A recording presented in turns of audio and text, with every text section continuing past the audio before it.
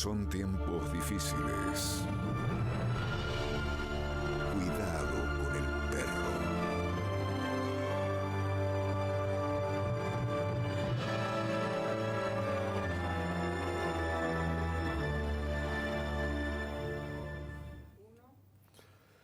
Hola, buenas noches, ¿cómo andamos?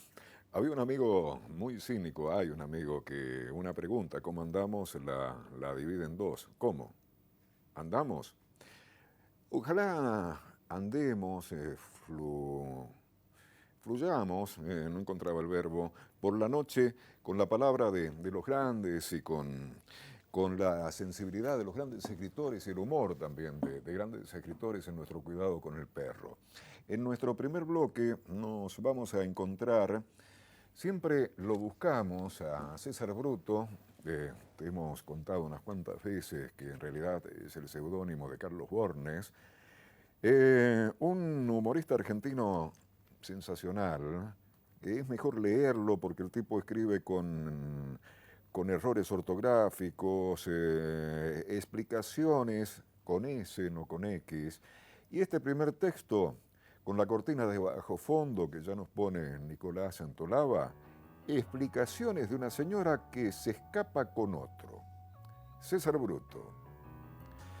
Negro, te pido por favor de que no tomes a mal que yo agarre mis prendas de vestir y me vaya del cotorro, ni que penses de mí con ligereza, aplicándome tal o cual metáfora digna de mejor suerte. Te juro que me voy para tu bien, negro, y que algún día vas a comprender todo el tremendo sacrificio que hago para que triunfes con tu concomitancia de poeta y de compositor de música, todo lo cual hoy andás bastante flojo y sin poder encontrar un tema para un gran tango que te haga venir popular y hombre de plata. No te vayas a pensar de que te dejo porque a tu reina una pobreza insuperable y que si una sigue viviendo acá, a la larga se acostumbraría a comer el reboque de la pared. ¡Qué esperanza! Me voy, negro, para ver si al encontrarte solo, triste y abandonado, sin nada más que la guitarra y el perrito compañero que por mi ausencia no comería, te sentás a escribir un precioso tango, en el cual me trates de todo, diciéndome que soy una ingrata malvada, una percanta traicionera, o lo que a vos te guste, que no me voy a ofender por eso. Todavía, si querés más datos para tu composición, te comunico que al escaparme del bulín, me voy con un caballero que conocí el otro día en el centro, el cual se me acercó cuando yo estaba mirando una vidriera y me dijo: usted merecería un tapado de bisonte y un collar de brillantes, simpática. A lo cual yo le contesté: ¿le parece? Y como una palabra saca la otra y las dos lavan la cara, a la final quedamos que yo me iría a vivir con él, que me tratará como una reina, y hasta prometió de comprarme una licuadora para que yo pueda hacer jugo en mis horas de ocio. ¿Te das cuenta qué cambio? Adiós, negro. No me eches la culpa de nada y pensá que todo lo hago para que triunfes con una canción en contra mía. Ah, y apúrate que te van a desalojar antes del 30. Se despide de vos tu tierna compañera que es capaz de hacer cualquier cosa para ayudarte. Camila. Ahora, Gladys.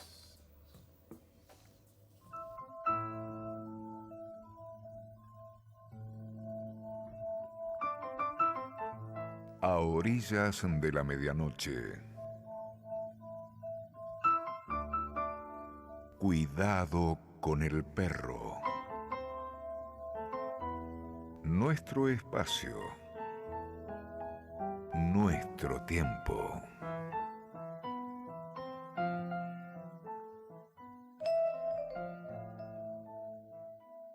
Seguimos con César Bruto, Edipo, este texto ahora, Edipo, inventor del complejo de una de las tragedias máximas de las tragedias griegas y de la humanidad y de la literatura toda, desarrollada con humor por César Bruto. Cuando siento que alguien se queja porque gana poco sueldo y aumentan los precios o porque se queda sin trabajo y lo van a desalojar, enseguida se me ocurre consolarlo diciéndole, mientras no le pase lo que le pasó a Edipo, puede considerarse dichoso. Y enseguida le cuento la siguiente historia tal cual la contó un autor antiguo llamado Sófocles. Al nacer, Edipo vino al mundo con una curiosa tragedia griega ordenada por los dioses. Tenía que matar a su padre y casarse con su madre. ¿Qué te parece? Durante muchos años el muchacho vivió con un matrimonio de otro país, creyendo que era hijo de ellos, pero cuando supo que tenía que matar a su padre, resolvió escaparse para no cometer el crimen. Es decir, fue a parar precisamente a su patria, pues a donde vivían sus padres legítimos. Cuando iba por el camino, se peleó con un caballero y le rompió mortalmente la cabeza. Después siguió lo más campante y llegó a la antigua ciudad de Tebas, ciudad que estaba dominada por la Esfinge, o sea, un monstruo con alas de pájaro, cara y pechos de mujer y el resto de león. Eran esas bestias y no las que se ven ahora.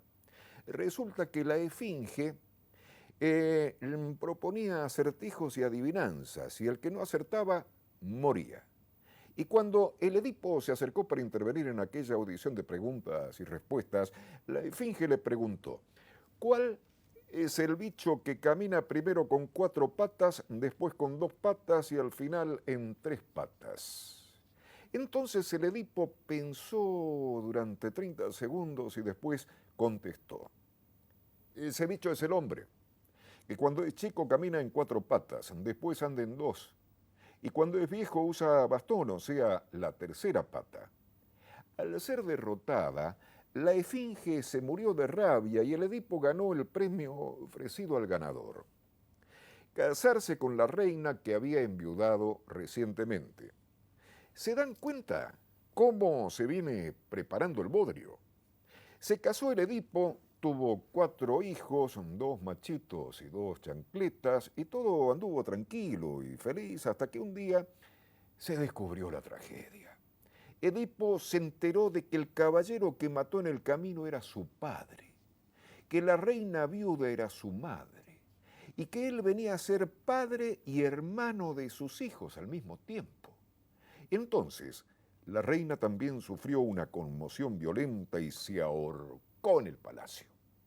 El Edipo se pinchó ambos ojos, que por ahí anda en la escenografía, se pinchó ambos ojos y salió a pedir limosna. Los hijos se pelearon por el trono vacante, las 2 hijas fueron desgraciadas hasta decir basta, y la cosa terminó con la muerte de todos, no quedando ni uno solo de la familia Edipo para crecer y multiplicarse como corresponde. Esas son desgracias para lamentar, y no el complejo de andarse quejando porque sube la carne, sube el pan, sube la leche y suben los huevos. Mientras uno no mate al padre, ni se case con su vieja, puede decir que todo marcha sobre rieles. Y viva la Pepa.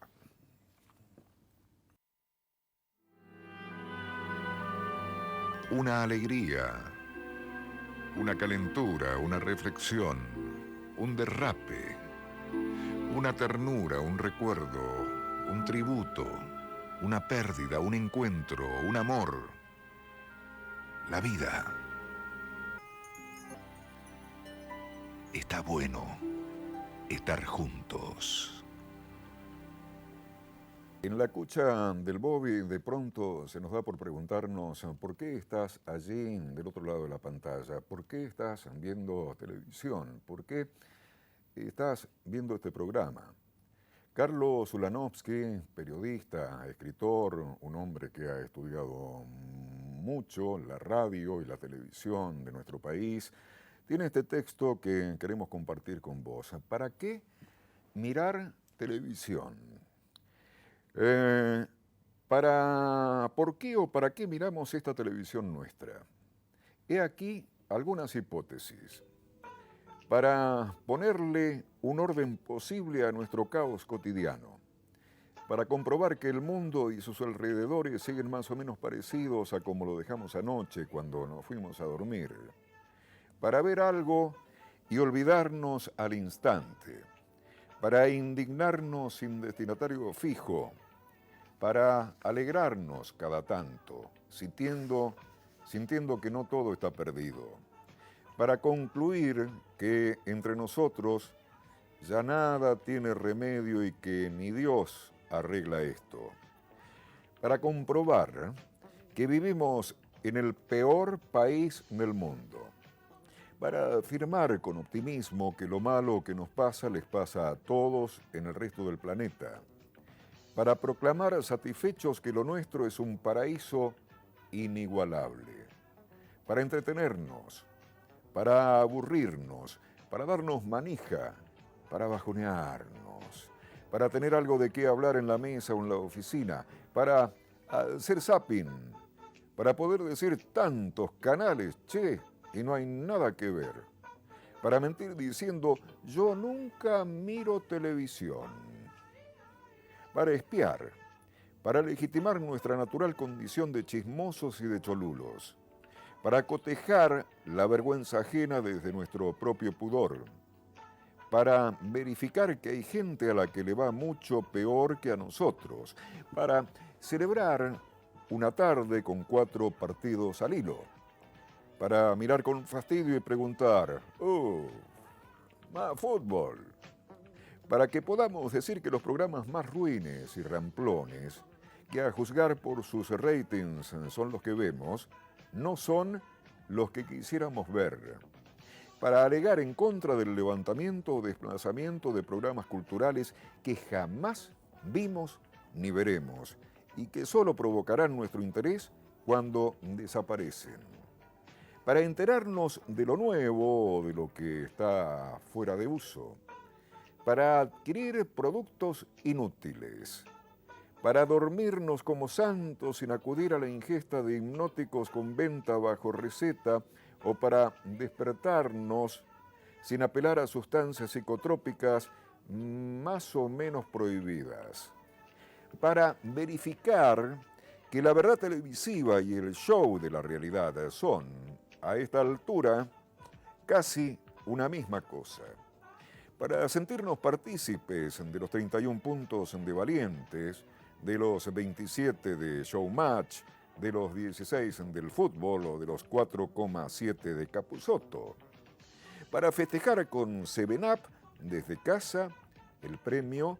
en que el Martín Fierro se festeja con champán, para decir, a mí nunca me llamaron para responder qué programa estaba viendo, para suponer que absolutamente todo queda al alcance del selector de canales, para reírse o burlarse del prójimo, para despotricar en contra del gobierno o de Cobos, de la mesa de enlace o de Moreno, de la izquierda, el centro o la derecha, para negar u otorgar la razón a quien la tenga o no, para conformarse con que sería imposible tener una televisión más rica en un país empobrecido, para, a veces, ser feliz viendo Gourmet y Sony, Travel and Living y Canal A, Encuentro y HBO, TN Ecología y todos los deportes, empezando por el fútbol,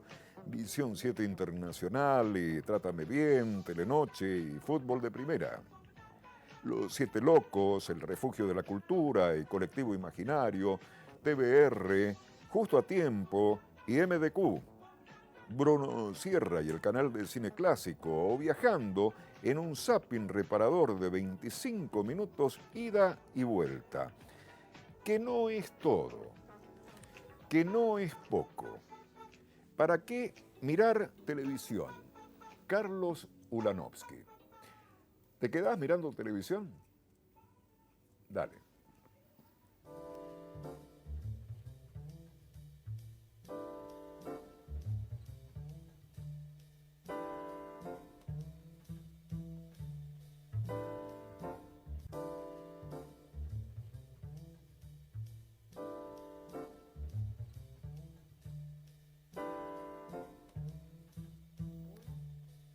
Segundo bloque de nuestro cuidado con el perro, imaginamos o tenemos la convicción de que el otro lado de la pantalla puede estar Pocho, el señor de los pollos, de la calle Avellaneda, casi Matus Hoyos, 20 años siguiéndonos por Radio Universidad, Susi Andriani, Chabela, unos cuantos amigotes, Ale Panocchia. De paso queremos conformar una suerte de club de amigos. Cuidado con el perro, @unco.edu.ar. Recibimos fichas de inscripción. En este bloque queremos compartir con vos un texto de Hugo Soriani, El día y la noche del vinilo. En mi casa de la calle Yatay, en Almagro, mi padre se sentaba a escuchar música clásica en un comedor en penumbras. En esa casa no existía el living, había comedor, zaguán y vestíbulo. Sobre todo cuando se quedaba solo por las tardes, y muchas veces lo sorprendió mi llegada cuando él, copado, hacía los clásicos gestos de director de orquesta, mientras escuchaba esos pesados discos de pasta que guardaba con la prolijidad del militar que llevaba adentro. Para esos años ya estaba retirado del ejército, que lo dio de baja en el 52 por su complicidad con todo movimiento que se armara para derrocar a Perón. De vez en cuando, también escuchaba la marcha de la Revolución Libertadora y le brillaban los ojos. En lo alto la mirada, luchemos por la patria redimida, repetía, y se emocionaba el capitán mientras lustraba el sable que conservaba esperando una reincorporación que nunca le llegó. A veces lo ayudaba a limpiar esos discos con un cepillito de madera con base de terciopelo bordó, al que había que pasar siguiendo la dirección del surco para arrastrar la pelusa y que no se dañara la púa. Un día se decidió y le cambió la bandeja giradiscos al combinado. Así se llamaba un mueble grande, de buena madera, que ocupaba un buen espacio del comedor de casa, con una tapa que se abría hacia arriba dejando ver una radio a válvula, a la que había que esperar un rato, luego de encenderla, para que comenzara a funcionar. El dial tenía una luz interna y una aguja que recorría de lado a lado las frecuencias. Un concierto de ruidos. La radio quedó y el tocadisco se incorporó. Mi papá pasó a ser con un Winco de color beige, el clásico que le dio un toque nuevo a ese viejo armatoste. La púa tenía dos posiciones, una para escuchar en 33 o 45 revoluciones y otra para 78, y había que girar la cápsula para elegir una u otra variante. Los primeros discos propios que recuerdo eran unos simples, lado A y B, de un tipo que se llamaba Tatín. Tenía un bigotito fino y cantaba Yo soy Tatín, muy chiquitín, muy regalón. La televisión era en blanco y negro. No existía el control remoto y había que levantarse para cambiar de canal. Subir al techo a mover la antena cuando la imagen hacía fantasmas, o se veía con rayas o llovido. Ahí subía mi padre, que no bajaba hasta que yo no le avisaba a los gritos desde el patio de mi casa que la pantalla estaba perfecta. Era la época del yo-yo Russell, que Coca-Cola hizo famoso, la del subiría, un jueguito que consistía en una bolita de acero que debía subir una pequeña loma, todo dentro de una pequeña cápsula transparente. También de las sandalias Skippy, un engendro de plástico que nuestros padres nos obligaban a usar porque eran baratas e indestructibles. Había de varios colores y en verano hacían transpirar tanto los pies que era imposible correr con ellas puestas. Llenar el álbum de figuritas era una hazaña, sobre todo una colección de la marca Starostas, donde las difíciles eran tres ignotos jugadores que se llamaban Resucci, Puntorero y Oster de Vélez, Atlanta y Ferrocarril Oeste, si no me equivoco. porque escribo desde la memoria del barrio y no desde Google. Después de todo, como dijo Gabriel García Márquez alguna vez, la vida no es lo que uno vivió, sino la que uno recuerda y cómo la recuerda para contarla. Las chicas usaban colorete en sus mejillas y se inflaban los peinados con spray net. Mi viejo se compraba algún traje en Braudo, que venían con 2 pantalones, y los muebles más buscados eran los de Eugenio Díez. El gofio era un polvito mágico, pero no cocaína, sino color marrón claro, que de chicos comíamos para tener las fuerzas de Martín Caradagian y su troupe de Titanes en el Ring. Algunos años después, ya tuve edad suficiente para ir a comprar los discos solo. Iba a Frávega de Corrientes y Medrano, donde había cabinas individuales a las que uno podía entrar para escucharlos y elegir. Siempre pedía el doble de los que finalmente compraba, así podía enterarme de las novedades. Era capaz de quedarme un par de horas adentro de esa cabina escuchando a mis ídolos de entonces, que se reunían en el Club del Clan y donde empezaban a brillar Palito Ortega, Johnny Tedesco con sus pulobres de todos los colores y Nicky Jones, que curtía una onda hawaiana con camisas de grandes flores estampadas y hasta ojos rasgados. La otra tienda favorita era el Centro Cultural del Disco, de Santa Fe y Riobamba, donde si uno era socio con carnet y todo, obtenía buenos descuentos. Además, ahí tenían discos importados que no se conseguían en ninguna otra parte. Era el país de Onganía y es el punto de inicio de mi memoria política, porque antes solo recuerdo la pasión con que mi padre escuchó con su radio Spica pegada a la oreja la entrada de Fidel Castro en La Habana en enero del 59, cuando nadie pensaba que Fidel encabezaría la revolución socialista que marcó para siempre a gran parte de nuestra generación. Ya con oreja propia, no solo seguí con los Beatles, los Rollins y Elvis, sino que fui sumando otros grupos hasta que Pete Seeger, el trío de Peter, Paul and Mary, y luego Bob Dylan y Joan Baez, todos ellos comprometidos con la lucha de Martin Luther King por los derechos civiles, irrumpieron en mi vida y la cambiaron para siempre. Hacia finales de los 60, el rock nacional surgió con fuerza. Los Gatos de Lito Nevia y los Beatniks de Morris daban paso a las nuevas bandas que se formaron bajo su influencia. Mi militancia en el colegio secundario se alternaba con los recitales en el Auditorio Kraft o en el Instituto de Itela, donde Almendra estrenaba su primer disco y nos volaba la cabeza a todos.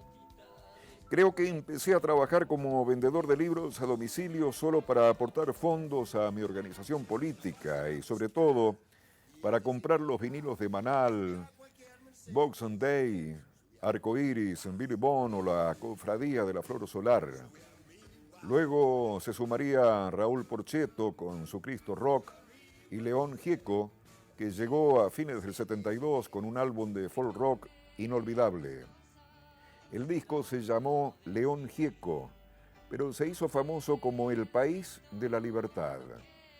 Su tema Hombres de Hierro fue un homenaje al mendozazo y todos celebramos la llegada del Dylan argentino. Pescado Rabioso, Invisible, Aquelarre, Sui Generis, Pedro y Pablo y tantos otros fueron completando un panorama que abarcaba todos los géneros musicales y testimoniales. Mi colección de vinilos crecía y con mi viejo, que hacía esfuerzos por apartarme de mi compromiso político, compartíamos la pasión por River y por algunos temas de rock que él escuchaba a mi lado, en ese viejo combinado que aún en el 74 seguía presidiendo el comedor de nuestra casa de Yatay. El capitán Dejaba de leer La Nación apenas escuchaba los primeros acordes del Oso, de Morris, al que había rebautizado El Animal, y juntos entonábamos aquello de yo vivía en el bosque muy contento. En el 74, mi colección de discos sumaba casi 200. Más de la mitad fueron requisados por la patota que allanó mi casa en diciembre de ese año cuando fui detenido. También se llevaron algunas colecciones de revistas como Cristianismo y Revolución, Satiricón, Chao Pinela y Crisis. Reinaba el terror de López Rega y la 3A y se avecinaba la catástrofe. Pasaron casi 10 años hasta que salí en libertad. Volví a la casa de mis padres, que ya no era la de Yatay, sino un departamento más pequeño en el mismo barrio de Almagro. Recuperé algunos discos que se habían salvado y otros los sigo buscando hasta hoy por diferentes plazas, ferias o cuevas de Buenos Aires. ¿Tenés vinilos de Los Gatos? Fue la frase con que machaqué 1000 veces la paciencia de mi hijo Joaquín, cuando de mi mano él cambiaba sus figuritas en el Parque Rivadavia, mientras yo buscaba algunos de los discos que me habían robado, o las Starosta con las caras de Resucci, Puntorero y Oster, los que me seguían faltando para llenar aquel álbum de la infancia. A veces encuentro algún disco que tuve y pienso que es el mío, que vuelve a mis manos para que lo acaricie, como en aquellos días. Otros tienen dedicatorias que asombran o estremecen. Con amor, porque en la calle codo a codo somos mucho más que dos. Le dice un tal Ramón a alguien en la contratapa de Canciones para el Hombre Nuevo de Daniel Biglietti. Jaime Dávalos, de puño y letra, le dedica uno suyo que compré por ahí a un tal Gedalio Tarazón, que empuja en la recuperación de la conciencia nacional y pone la fecha 24 de junio de 1966, 4 días antes del golpe de Onganía a Ilía. Nunca pude averiguar quién era el tal Gedalio ni para qué lado empujaba. A nuestra hija Victoria, para que se duerma escuchando Las Nanas y sueñe con un mundo nuevo, con amor, paz y justicia para todos, le dicen sus padres a la niña en la lámina interior del disco donde Serrat canta a Miguel Hernández.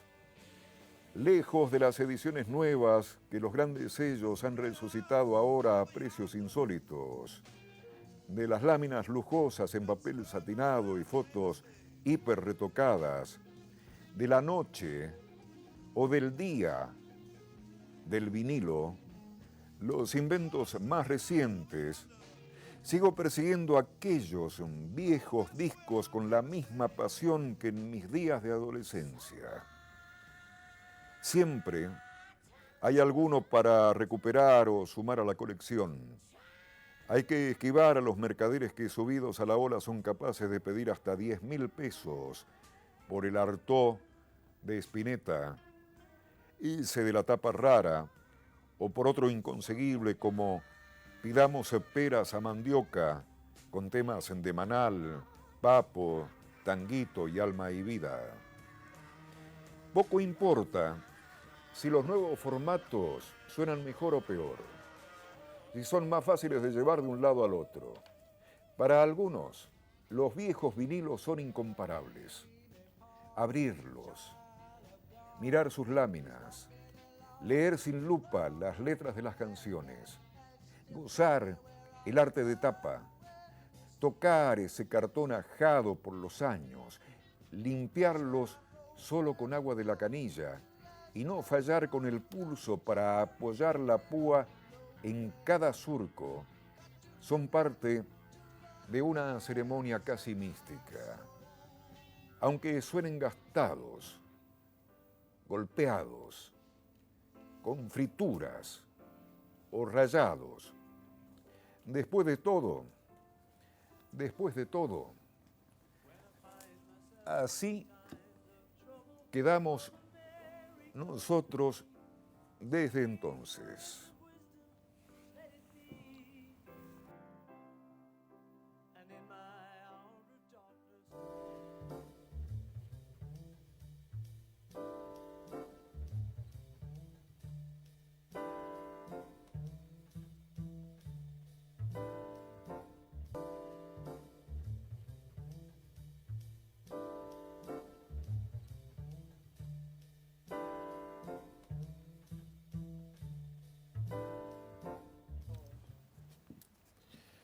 Bien, último bloque de nuestro programa de hoy.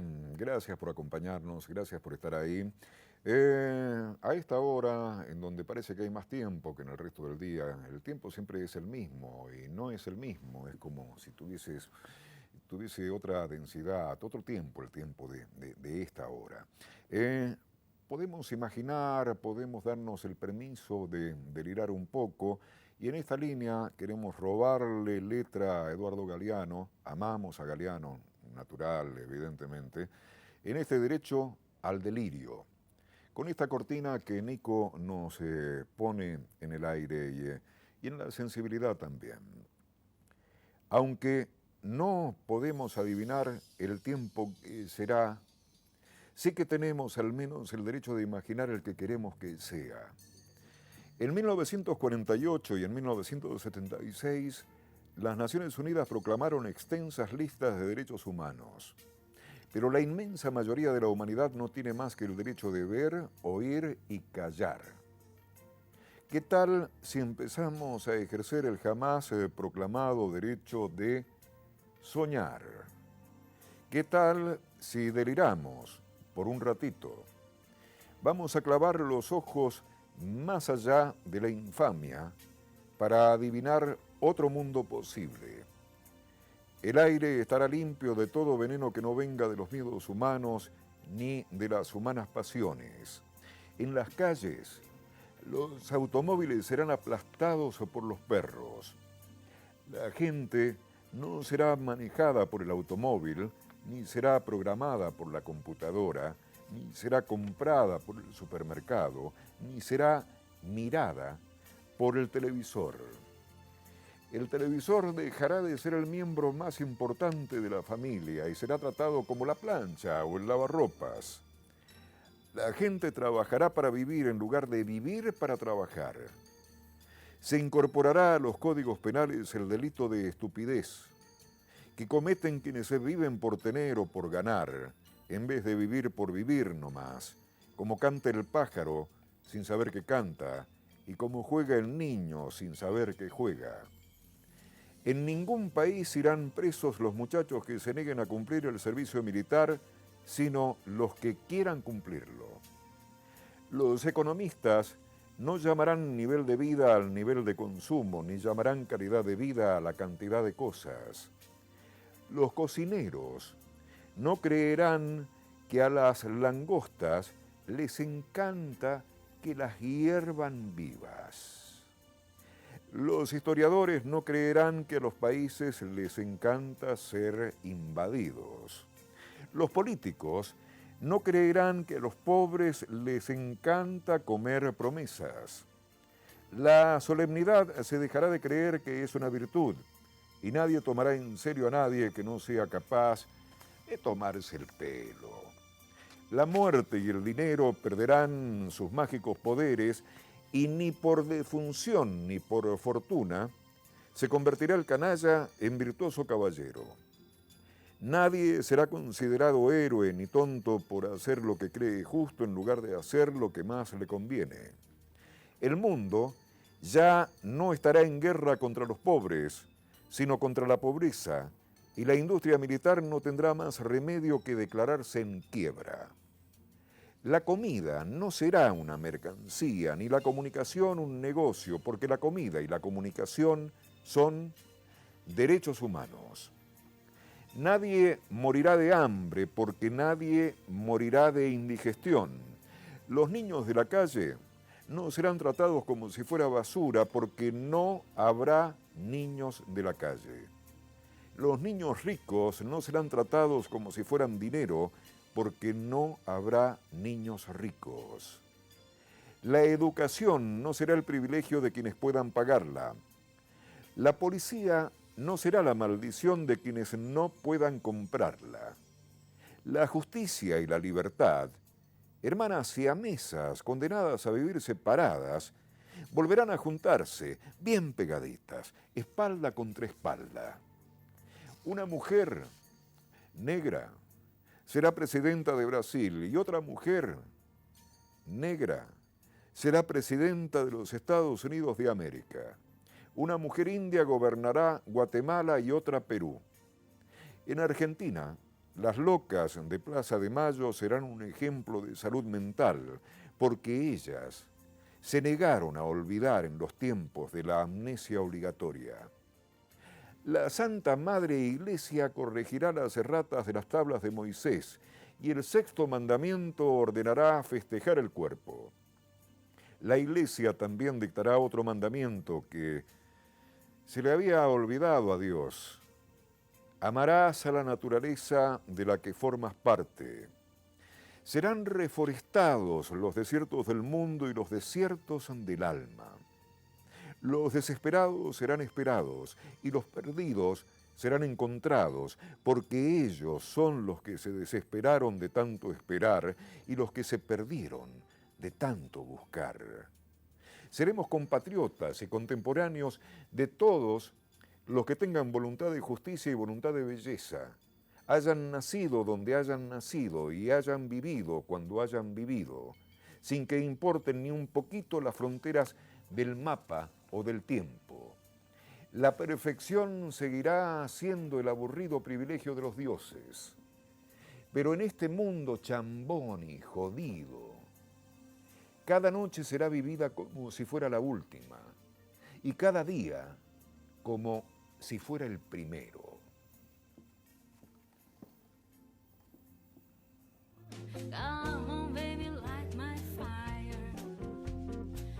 ¿Qué me deparará la noche?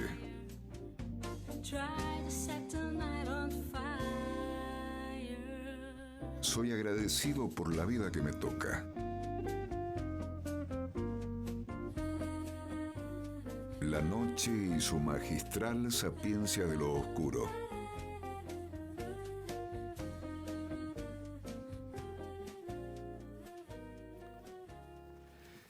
Bien, nuestra última partecita de nuestro programa de hoy, si te parece, un cuento de Franz Kafka, nada más ni nada menos, un artista del trapecio, con este clima musical. Un artista del trapecio, como se sabe, este arte que se practica en lo alto de las cúpulas de los grandes circos, es uno de los más difíciles entre todos los asequibles al hombre. Había organizado su vida de tal manera, primero por afán profesional de perfección, después por costumbre que se había hecho tiránica, que mientras trabajaba en la misma empresa, permanecía día y noche en el trapecio.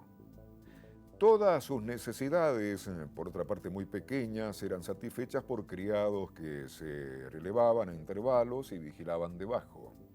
Todo lo que arriba se necesitaba lo subían y bajaban en cestillos construidos para el caso. De esta manera de vivir no se deducían para el trapecista dificultades con el resto del mundo. Solo resultaba un poco molesto durante los demás números del programa porque, como no se podía ocultar que había quedado allá arriba, aunque permanecía quieto, siempre alguna mirada del público se desviaba hacia él. Pero los directores se lo perdonaban porque era un artista extraordinario, insustituible. Además, era sabido que no vivía así por capricho y que solo de aquella manera podía estar siempre entrenado y conservar la extrema perfección de su arte. Además, allá arriba se estaba muy bien. Cuando en los días cálidos del verano se abrían las ventanas laterales que corrían alrededor de la cúpula y el sol y el aire irrumpían en el ámbito crepuscular del circo, era hasta bello. Su trato humano estaba muy limitado, naturalmente. Alguna vez trepaba por la cuerda de ascensión algún colega de turné, se sentaba a su lado en el trapecio, apoyado uno en la cuerda de la derecha, otro en la de la izquierda, y charlaban largamente. O bien los obreros que reparaban la techumbre cambiaban con él algunas palabras por una de las claraboyas, o el electricista que comprobaba las conducciones de luz en la galería más alta, le gritaba alguna palabra respetuosa, si bien poco comprensible. A no ser entonces estaba siempre solitario. Alguna vez un empleado que erraba cansadamente a las horas de la siesta por el circo vacío, elevaba su mirada a la casi atrayente altura donde el trapecista descansaba o se ejercitaba en su arte sin saber que era observado. Así, hubiera podido vivir tranquilo el artista del trapecio, a no ser por los inevitables viajes de lugar en lugar que lo molestaban en sumo grado. Cierto es que el empresario cuidaba de que este sufrimiento no se prolongara innecesariamente. El trapecista salía para la estación en un automóvil de carreras que corría, a la madrugada, por las calles desiertas con la velocidad máxima, demasiado lenta, sin embargo, para su nostalgia del trapecio. En el tren estaba dispuesto un departamento para él solo, en donde encontraba, arriba, en la redecilla de los equipajes, una sustitución mezquina, pero en algún modo equivalente, de su manera de vivir. En el sitio de destino ya estaba enarbolado el trapecio mucho antes de su llegada, cuando todavía no se habían cerrado las tablas ni colocado las puertas. Pero para el empresario era el instante más placentero aquel en que el trapecista apoyaba el pie en la cuerda de su vida y en un santiamén se encaramaba de nuevo sobre su trapecio. A pesar de todas estas precauciones, los viajes perturbaban gravemente los nervios del trapecista, de modo que, por muy afortunados que fueran económicamente para el empresario, siempre le resultaban penosos. Una vez que viajaban, el artista en la redecilla como soñando, y el empresario recostado en el rincón de la ventana leyendo un libro, el hombre del trapecio le apostrofó suavemente y le dijo, mordiéndose los labios, que en lo sucesivo necesitaba para su vivir no un trapecio como hasta entonces, sino dos trapecios, uno frente al otro. El empresario accedió enseguida, pero el trapecista, como si quisiera mostrar que la aceptación del empresario no tenía más importancia que su oposición, añadió que nunca más, en ninguna ocasión, trabajaría únicamente sobre un trapecio. Parecía horrorizarse ante la idea de que pudiera acontecerle alguna vez. El empresario, deteniéndose y observando a su artista, declaró nuevamente su absoluta conformidad. Dos trapecios son mejor que uno solo.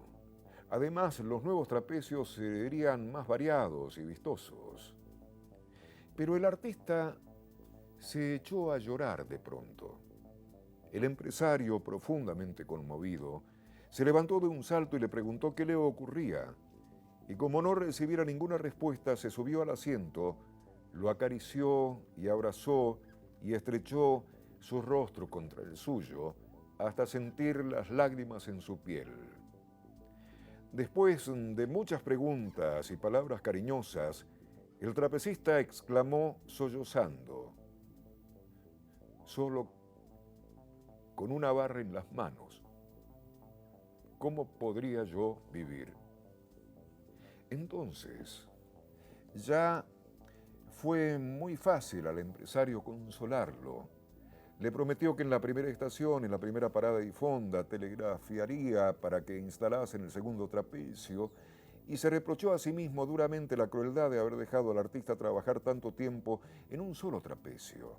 En fin, le dio las gracias por haberle hecho observar al cabo aquella omisión imperdonable.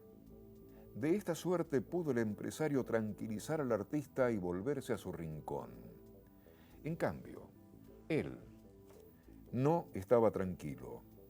Con grave preocupación espiaba a hurtadillas por encima del libro al trapecista.